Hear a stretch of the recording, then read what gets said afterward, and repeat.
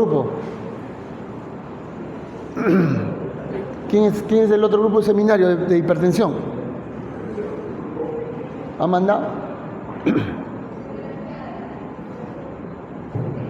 Eso sí me lo han mandado. Eso sí lo he visto, está bien, está muy bien. Síndrome coronario. Bueno, básicamente síndrome coronario se refiere a las arterias coronarias, ¿no? Que son las arterias que irrigan el corazón. Entonces, un síndrome causado por flujo sanguíneo alterado que genera isquemia miocárdica y angina hasta el infarto y defectos de conducción, insuficiencia cardíaca y muerte súbita. Tiene que ver con estas pequeños conductos que tiene el corazón. Ya sabemos, son dos ramas. En fisiología hemos hecho, fisiología de la circulación coronaria. Hemos hecho, ¿no es cierto? Entonces tienes una arteria. En el tiempo, acá te comiste tu primer papa frita, acá tu cigarrito, acá ya subiste de peso, acá renegaste y te infartaste. Entonces la progresión es esa. Se va acumulando grasa en la luz de la arteria. En un principio, simplemente los síntomas son por obstrucción. Al final se tapa espontáneamente y mueres. La sintomatología aquí es un desequilibrio entre el aporte y la demanda. Estos pacientes que tienen esto, hasta acá, son esos pacientes que cuando hacen esfuerzo les empieza a molestar el pecho. Les duele el pecho. Y es porque tienen una parcial obstrucción del flujo coronario. En cambio, estos en reposo hacen dolor. ¿Y de qué depende entonces? La calidad de la placa. Esta capa se va haciendo cada vez más delgada hasta que se rompe y se anidan los coágulos. Cuando anida el coágulo, por una ruptura de placa, se obstruye la arteria y produce los infartos. Entonces, de acá para acá es síndrome coronario agudo. Y de acá para acá es síndrome coronario crónico. Lo que antes se conocía, o bueno, se conoce como angina estable. ¿Pero de qué depende entonces? Es básicamente esto. Es una arteria normal. Empieza a tener una placa de ateroma que es asintomática al principio. Yo creo que a partir de esta ya es tanta la obstrucción que sí genera síntomas, pero de esfuerzo. Pero esta placa se empieza a fraccionar y cuando da pequeñas agregaciones, eso se llama angina inestable. Es decir, obstrucciones parciales en reposo que no generan muerte celular distal. Eso es una angina inestable. Esta sería una angina estable. De acá para acá, crónico. De acá para acá, agudo. Entonces, si es una pequeña alteración de la placa con agregación plaquetaria, eso es angina inestable. Si ya se produce un trombo y este trombo lo ocluye parcialmente, es un ST no elevado. Y si lo tapa totalmente, es un ST elevado. Angina e infarto son síndrome coronario agudo. Pero entonces, ¿de qué depende todo? Depende de la placa. Esta placa que se haga vulnerable. ¿Y quién la hace vulnerable? El tamaño de la placa de ateroma, el núcleo lipídico, la estabilidad y grosor de la placa fibrosa, la inflamación y degradación de placa, pérdida de estabilidad y al final se rompe la placa. Una vez que se rompe la placa, viene el coágulo y eso es lo que produce el problema.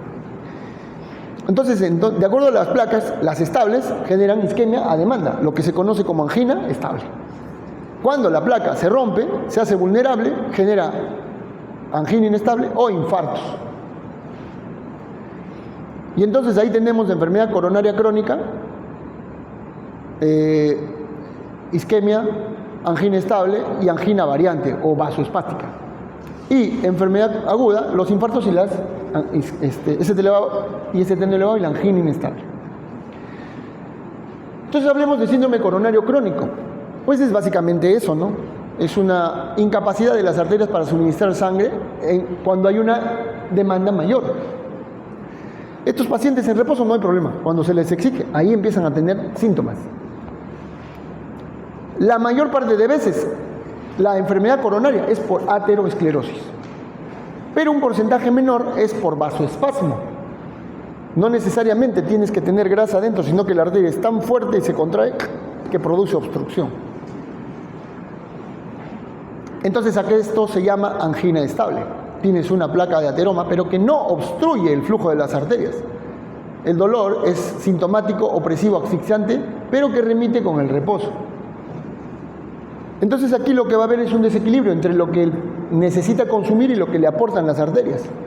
Entonces, si tengo un paciente que tiene placas de grasa y hace anemia, va a hacer isquemia, va a tener dolor. Si tengo un paciente que tiene placas y hace una arritmia, aumenta la demanda, se queda en déficit y hace dolor. Si tengo un paciente que tiene placas, pero que no en reposo no pasa nada, pero hace una crisis hipertensiva, aumenta la demanda y tiene dolor. Esas son las enfermedades coronarias crónicas, en donde se produce un desequilibrio entre lo que suministro de oxígeno se da y la demanda que el corazón exige. Para eso existe una clasificación, ¿no? La clasificación de dolor o de angina de la Sociedad Canadiense de Cardiología, en donde pone grado 1 cuando el dolor es con un esfuerzo muy intenso y hay dolor, cuando el dolor se desencadena por un esfuerzo moderado, grado 2, un esfuerzo leve, grado 3, y en reposo, el grado 4. Entonces hablemos de síndrome coronario agudo. Esta es la definición que le encontré en una tesis de un doctorado y me pareció muy buena. Incluye todo. Dice, es una enfermedad o síndrome clínico que acompaña a otras enfermedades, que es representada por una inflamación aguda aséptica coronariogénica de una porción de la pared miocárdica y que clínicamente se relaciona con reacciones de estrés de los sistemas de control corporal y está determinada por la extensión, localización, naturaleza y el estado de transformación de la zona del infarto, así como los cambios circulatorios y sus consecuencias. Igualito lo van a poner en el examen. Una coma se comen, no vale la pregunta. Así que aprenderse todo eso. Nada, la definición de infarto es más simple que eso. Pero es que ese concepto involucra todo. Cuando lo tengan, analícenlo. Todo lo involucra, ¿no? Porque el paciente le duele, porque el paciente hace isquemia, porque hace un metabolismo alterno, porque el paciente hace arritmia. Todo eso se describe en esa definición.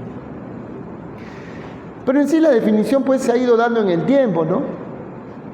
Lo que han habido es consensos que han definido, y ahorita el consenso actual habla no solamente de dolor y liberación enzimática, ¿no? Ya es mucho más extenso.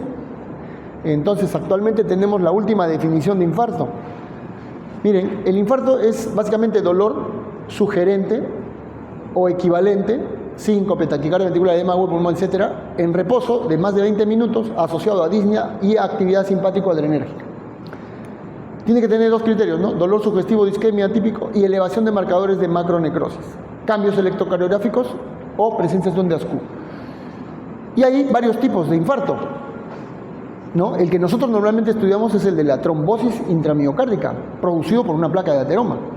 Pero hay infartos por disbalance isquémico. Hay muerte súbita que no llega a tomarse marcadores. Hay infartos asociados a las intervenciones coronarias percutáneas, a los stents o a las cirugías. Y hay varios tipos. Entonces, los que nosotros normalmente definimos son el tipo 1, que es una placa de grasa con coágulo que tapa el vaso. Ese es el tipo 1, el más frecuente. Pero hay otros, ¿no? El vasoespasmo, ese es un tipo 2. O una placa que aumenta sus demandas. O una arteria que es permeable, pero que el paciente aumenta su requerimiento, el Takotsubo, por ejemplo. No, las arterias están limpias y el paciente infarta. Entonces, una vez que hemos definido el infarto, ahora tenemos que ponerle el apellido. ¿Cuál es el impacto clínico que el infarto ha tenido en el paciente? Si es un infarto pequeño, la hemodinamia del paciente no se altera. Pero si es un infarto extenso, el paciente va a colapsar su presión, se va a congestionar. Entonces, para eso existen las escalas clínico-radiológicas, la de Kilip y Kimball, que se publicó hace muchos años, en el año 67, que tiene un pronóstico.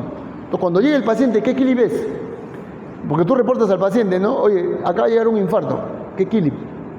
Ah, es un Kilip 1. Ah, no pasa nada. Ah, bueno, es un infarto pequeño que no ha comprometido hemodinámicamente al paciente. Pero si le dices un Kilip 4, chocarogénico, es un infarto que ha matado al paciente casi. Y hasta casi muerto. El pronóstico a corto plazo es muy malo. Entonces, un Kilip 1 es un paciente que tiene 5% de mortalidad, porque no tiene insuficiencia cardíaca y su presión está perfecta, su pulmón está limpiecito. El Kilip 2 es cuando hay una ligera congestión, disnea o liguria, 10% de mortalidad. El Kilip 3, edema agudo del pulmón, Y el KILIP-4, choque cardiogénico, 90% de mortalidad. El KILIP entonces te da el pronóstico.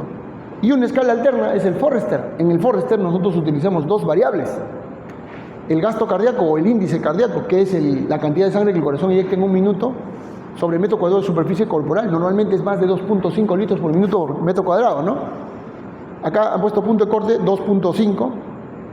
Y la presión en cuña de la arteria pulmonar, que normalmente el punto de corte para el Forrester es 18 milímetros de mercurio. Entonces, cuando tú tienes un paciente que tiene un gasto por encima de 2.5 y una cuña por debajo de 18, es un Forrester 1. Si tú tienes un gasto por encima de 2.5, pero una cuña de más de 18, es un Forrester 2. Pero si tienes un gasto de menos de 2.5 y una cuña de menos de 18, tienes un Forrester 3. Justamente aquí encaja las entidades: tromboembolia pulmonar, infarto de ventrículo derecho y taponamiento cardíaco. Acá entra en esta clasificación de Forrester 3. Y la 4 es cuando el gasto está caído y la cuña está muy alta. Por lo tanto, el paciente está chocado y congestionado. Choque cardiogénico. Es una escala de pronóstico hemodinámica. Ahí tienes que invadir al paciente y medir. ¿Dónde empieza todo? Entonces, en el endotelio. Esta es la pared de una célula, de una arteria coronaria, donde tienes la íntima, la media y la adventicia. En la parte superficial de la íntima está el endotelio. Debajo del endotelio está la membrana basal, donde hay algunos vasitos, células musculares escasas y colágeno. Luego tienes una lámina elástica interna que separa la íntima de la media, y la media es primariamente muscular. Luego tiene la lámina elástica externa que separa la media de la adventicia, donde están los vasos o la vasa vasorum y el soporte, el tejido que contiene, el que le da soporte a la arteria. Eso es normal. Y en el endotelio tenemos algunos anticoagulantes, tenemos adhesinas, lo que mantiene el sistema vascular como tiene que ser. Porque si no tuviéramos este endotelio, la sangre se coagularía en los vasos sanguíneos. Si no tuviéramos ese endotelio, las células de defensa no pasarían a los lugares donde tienen que trabajar, ¿no? Si no tuviéramos ese endotelio, las respuestas vasomotoras y vasopresoras no funcionarían. Entonces, cuando tú te incorporas de la cama, rápidamente tus vasos se contraen para que no pierdas flujo cerebral. Esas capacidades se perderían si no tuviéramos endotelio. Eso lo hemos visto en fisiología.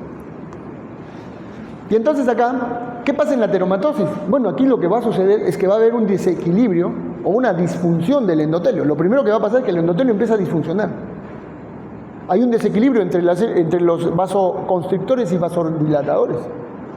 El líder de los vasoconstrictores es la endotelina. Y el líder de los vasorelajadores o relajantes es el óxido nítrico. Por alguna razón, qué sé yo, pues alguna agresión. Tóxicos, ¿no? Por ejemplo, el tabaco, la diabetes, la hipertensión arterial misma, las dislipidemias. Todo eso altera el equilibrio que normalmente da el endotelio. Y entonces eso va a producir un desequilibrio de todo lo que modula o las funciones del endotelio. Pero sobre todo ello está la inflamación. Y en el tiempo vamos a tener primero una estía grasa, fibra, placa fibroadiposa, placa vulnerable, placa complicada. Y entonces, ¿qué va a pasar? El desequilibrio va a provocar que las células LDL, que son células grasas, aumentan sobre las HDL, que son células de recojo, son las que recogen la grasa, y entonces estas van a ser, en un endotelio disfuncional, captadas por las adhesinas o receptores. Y estos receptores van a hacer que las células LDL atraviesen al espacio subendotelial. En el espacio subendotelial van a ser oxidadas. Al ser oxidadas van a ser reconocidas como antigénicas. Se estimula la respuesta inmunitaria, vienen los linfocitos, atraviesan el subendotelio y se convierten en macrófagos. Y los macrófagos degluten a estas células LDL oxidadas. Cuando las degluten, forman lo que se conoce como células cebadas. Y estas se dividen por mitosis en un montón y generan mucha más respuesta inflamatoria. Se sintetizan un montón de adhesinas en la superficie, sigue llegando más grasa. Empiezan a emigrar de la lámina media hacia el subendotelio células musculares.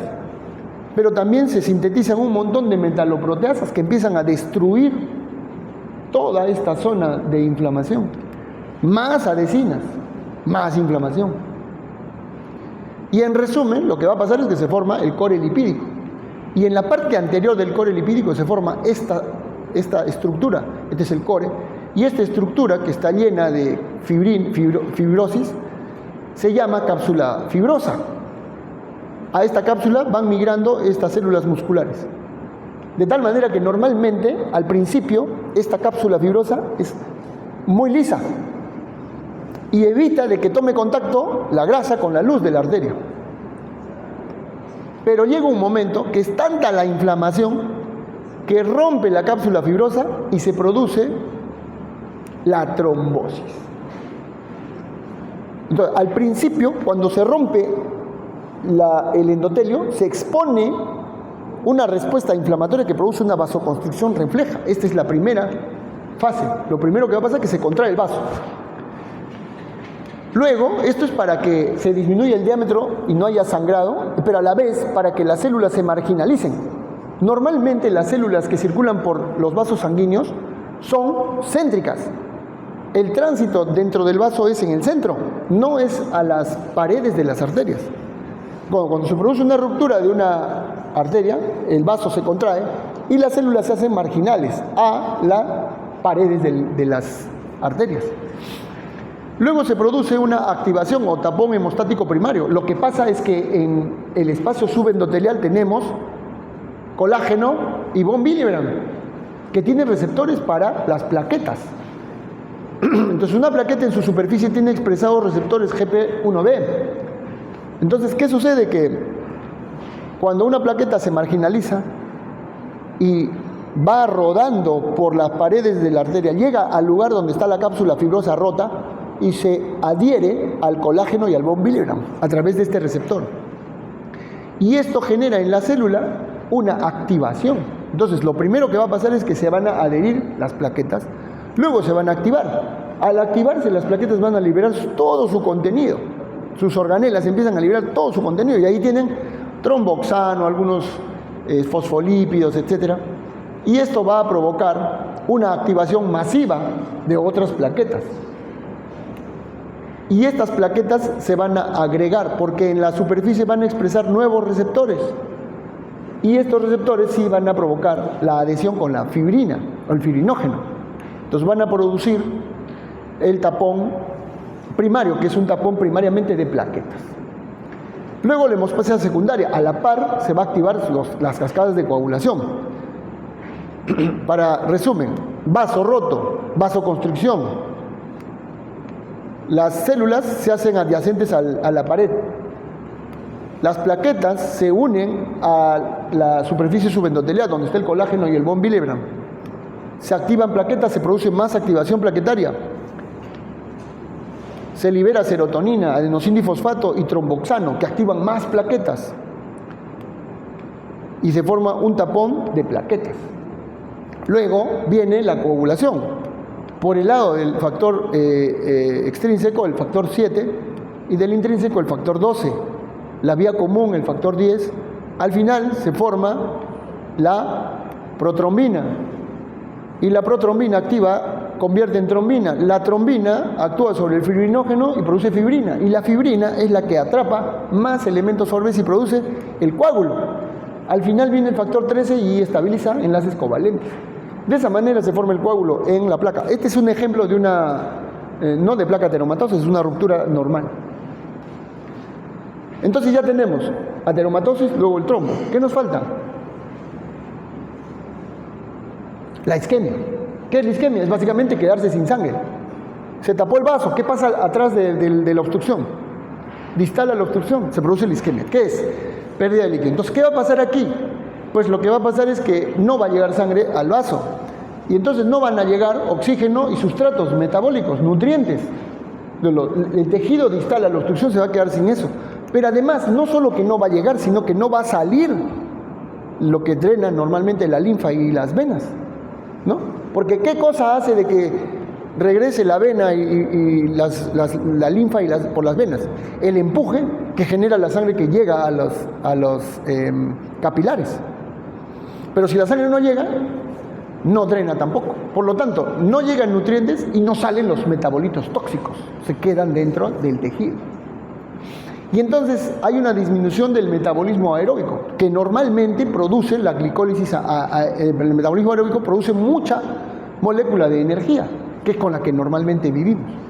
Entonces, como no hay oxígeno, se activa la vía alternativa, anaeróbica, que es muy inefectiva, produce menos moléculas de energía, a expensas de producir más moléculas de desecho, ácido láctico.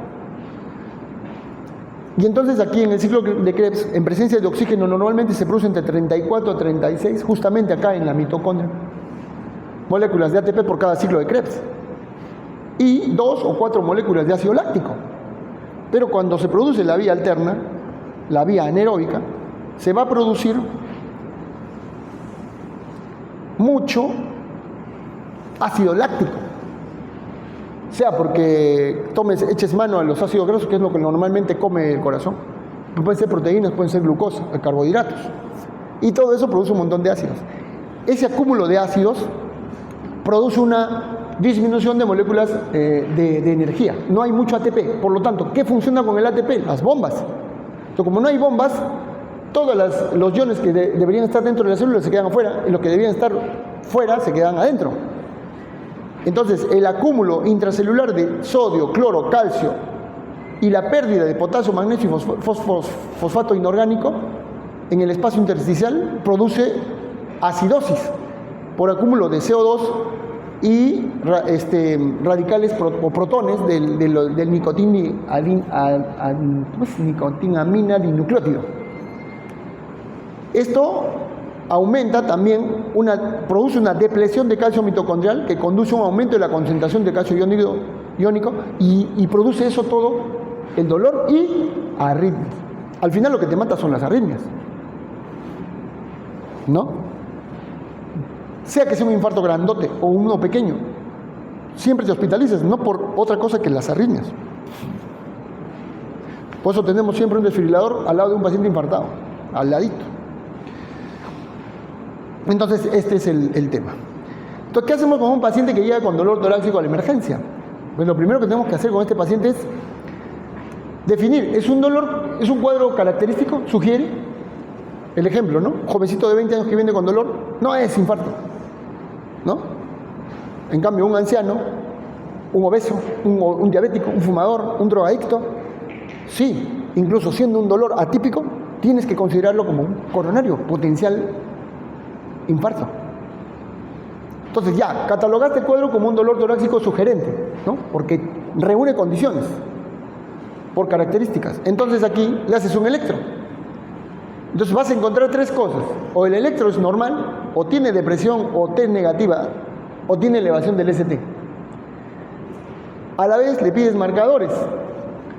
Si el electro es normal y los marcadores son negativos, entonces no es un infarto. Lo observas unas horas, si tiene muchos factores de riesgo, normalmente 6 horas. Si el electro no cambió y los marcadores son negativos, le das de alta. Pero si tienes un electro y el electro es normal, pero el marcador es positivo, ojo, 30% de los pacientes que llegan con dolor torácico a la emergencia pueden tener electros normales. Repítele el electro a los 30 minutos o a la hora. Porque si cambia el electro, porque si es coronario, va a cambiar el electro. Ahora, si tienes un electro y este electro tiene ST elevado, eso siempre es infarto. 99% de veces es infarto. Ahora, si el ST es infradesnivelado o T negativas, puede ser dos cosas. Si tiene marcadores, es angina inestable, negativos. Si tiene marcadores positivos, es un infarto ST no elevado. ¿Ya? Es así como se maneja en emergencia el dolor torácico. Entonces, lo primero que tienes que hacerle es un electrocardiograma de 12 derivaciones. ¿Cuánto te tiene que tomar? 10 minutos. Pero un electro normal no te descarta enfermedad coronaria. ¿Cuáles son los criterios que yo tengo que tener en cuenta para decir que tiene o no problema coronario? Si es un supradesnivel del ST, tengo que tener en consideración esto. Si es un hombre mayor de 40 años, basta que en derivaciones, en cualquier derivación, menos B1 a B2 a B3, que suba 1 milímetro por encima de la línea de base, ya es positivo. Si es en B2 y B3, tiene que subir más de 2 milímetros. Si es menos de 40 años, 2.5 milímetros en B2 y B3, porque normalmente los menores de 40 tienen un ST un poco supradesnivelado en B1, B2 y B3. Así que cuidado con esas derivaciones. En mujeres, basta que sea 1.5 en B2 y B3 y 1, y ya es considerado un cambio electrocardiográfico sugerente de una injuria subendocárdica o subepicárdica. En el caso de hombres y mujeres, la elevación de B3R y 4R, derivaciones del lado derecho, de más de 0.5 milímetros, considerado positivo. Y si son menores de 30 años, tiene que ser más de 1 milímetro. En derivaciones posteriores, en B7 y B9, más de 0.5 milímetros. Ahora, para el infradesnivel, en hombres y mujeres, más de 0.5 milímetros, o más de 1 milímetro en B2 y B3, más de 0.5 en B2 y B3, o más de 1 en otras derivaciones, y es considerado ST infradesnivelado. Q es esta, que normalmente debe de ser más del 25% de la R, ya es considerada Q patológica. Normalmente un supradesnivel del ST con dolor es 80% seguro de que sea un infarto. Es muy sensible. En cambio, dolor torácico y EKG normal, donde tiene un paciente y tiene un dolor de pecho y tiene un EKG normal, o sea, si le hacen un electro y tiene un EKG normal, es poco probable que sea un infarto. Si el electro se lo han hecho en dolor y es normal, puede que no sea un infarto, es muy probable. Por eso es importante hacer el electro con dolor. Para eso tenemos que entender también que los cambios electrocardiográficos van a tener una determinada zona de influencia. Entonces, ya está definido, ¿no? D1, ABL, B5 y B6 observan la parte lateral del corazón, del ventrículo izquierdo. D2, D3 y ABF, la parte inferior. B1, B2, el septum que separa los dos ventrículos. B3 y B4, la parte anterior o apical. B7 a B9, la parte posterior del corazón.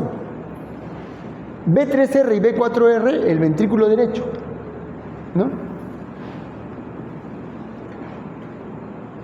Hay que repetirle el electro cada 15 o 30 minutos. Si tienen un infarto de cara inferior, siempre hagan un B3R o un B4R. Si identificaron en un electro convencional que lo comprometido es D2, D3 y ABF, háganle un espejo. Cambien los electrodos a este lado y háganle un electro derecho, porque un infarto de cara inferior es coronaria izquierda, derecha, y eso puede provocar un infarto de ventrículo derecho. O sea, infarto de cara inferior, háganle derivaciones derechas. Marcadores. Bueno, habían un montón antes, incluso se utilizaba el TGO antes, el DHL, para diagnóstico de infarto o lesión miocárdica. Pues ahora no, ya no sirven, ¿no? De todos los que el CPK-MB todavía lo podemos utilizar. La mioglobina es un excelente predictor negativo. ¿Qué significa? Que si yo tengo un paciente con dolor de pecho y le hago una mioglobina y esta sale negativa, entonces no es un infarto. Pero si sale positiva, no sirve. Puede que sí, puede que no, porque es muy inespecífica. ¿Entienden? Entonces, ¿cuándo le hacen la mioglobina? Cuando no tienen otros marcadores, le haces mioglobina. Si sale negativa, sí sirve, porque probablemente descarte un infarto. Luego, las otras ya no se usan mucho. CPK-MB sí, porque se libera rápido y se va rápido. En cambio, ahora se utilizan las troponinas. Normalmente la troponina, del complejo troponina que pertenece a la máquina contráctil miocárdica, tenemos la troponina C, la troponina T y la troponina I. Las que utilizamos para diagnóstico son la troponina T y la troponina I. Y normalmente estas se miden, las antiguas eran las que se miden en microgramos por litro. Ahora se puede medir nanogramos por litro, son mucho más exactas. Son las llamadas ultrasensibles. Y entonces cuando hago un electro de acuerdo a las guías, yo voy a encontrar que es considerado un ST elevado o un ST no elevado. ST elevado es característicamente esto. Luego, olvidémonos de esto, son cosas un poco más complejas. Y el ST no elevado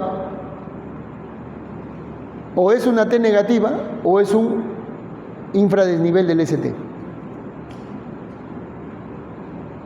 Entonces, dentro de los miomarcadores ya cambió. Dice, ¿no? Si la presentación clínica es compatible con isquemia miocárdica, entonces un aumento o una caída de las troponinas ultrasensibles por encima del percentil 99 apunta a un diagnóstico de infarto. Si yo le hago una troponina a un renal, voy a encontrar elevada la troponina. Si yo le hago una troponina a un electrocutado, voy a encontrar elevada la troponina. Si yo le hago una troponina a una insuficiencia cardíaca descompensada, voy a encontrar elevada la troponina. ¿Eso es infarto? No. Eso se llama lesión miocárdica.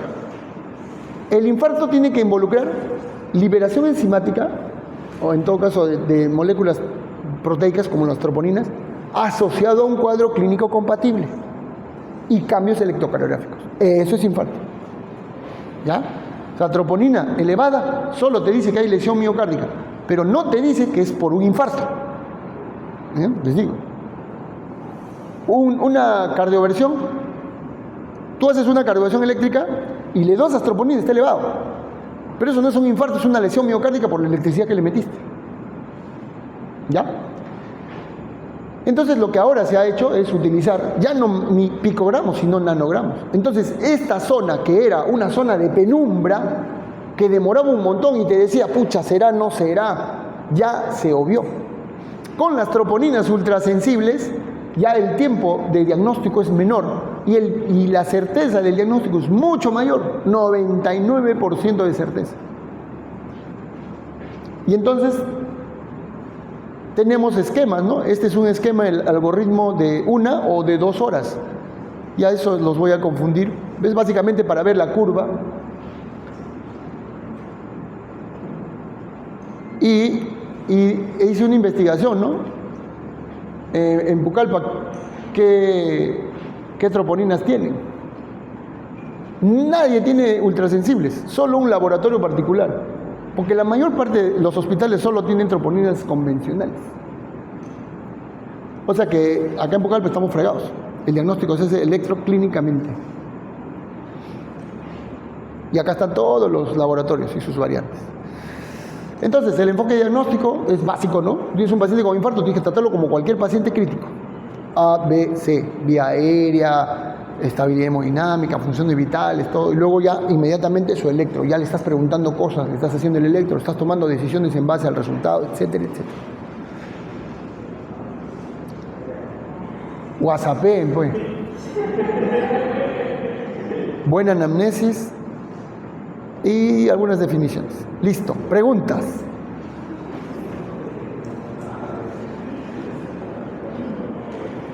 Entonces, nos queda los seminarios, circulación periférica, ahí vamos a ver todo lo que es patología arterial y venosa y linfática. Por eso esa clase ya no la vamos a hacer, porque la doctora la va a hacer. Así que lo que ella exponga es lo que yo le voy a preguntar en el examen. Si expone mal, entonces ustedes le cargan a ella. Luego, el otro seminario es... ¿Cuál es el otro seminario? Presión arterial, ¿no? ¿Sí? Delegada. ¿Cuál es el otro seminario?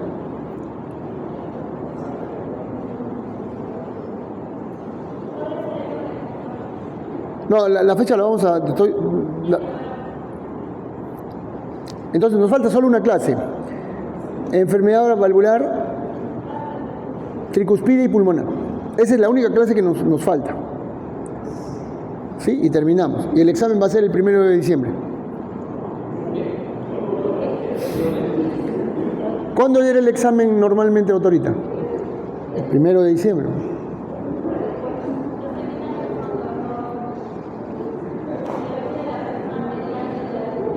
Eso, semiología de la presión arterial. ¿Quién va a hacer ese seminario? No me han mandado todavía sus diapositivas.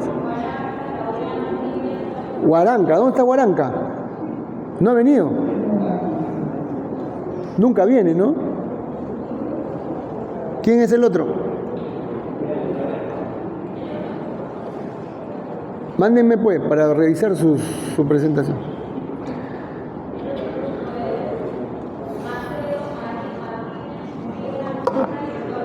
Sí, dígame mandar su trabajo.